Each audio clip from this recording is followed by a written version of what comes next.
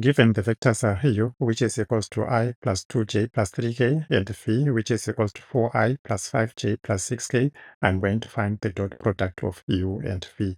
So to do this, I'm going to click on the return key, and then click on code, and then enter the vector u first. So I'll call u is equals to, then open brackets. I'm entering the vector u there as a raw vector. So I'll type in the 1, the first component, then the second one, the 2, then the third one is a 3 there.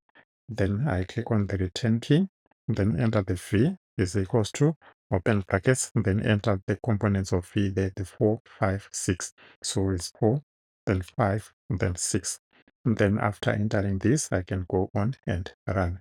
So we have our vectors there, column vectors. U is equals to 1, 2, 3. V is equals to 4, 5, 6.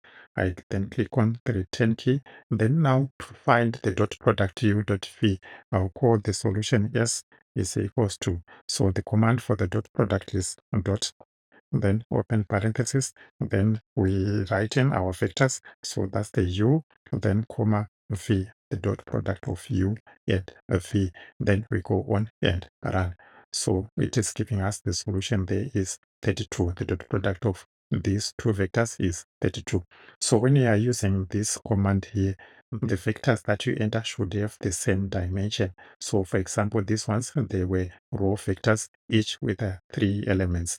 So as long as the dimension is the same, the dot product will be evaluated. So I can even change the dimension here just to illustrate what I'm saying. I can write my vectors as column vectors instead of row vectors by putting the semicolon. So if I put a semicolon here, then I put a semicolon here, it will change the vectors u and v to be column vectors. But our solution, if you will see, it will not change. So I can just run.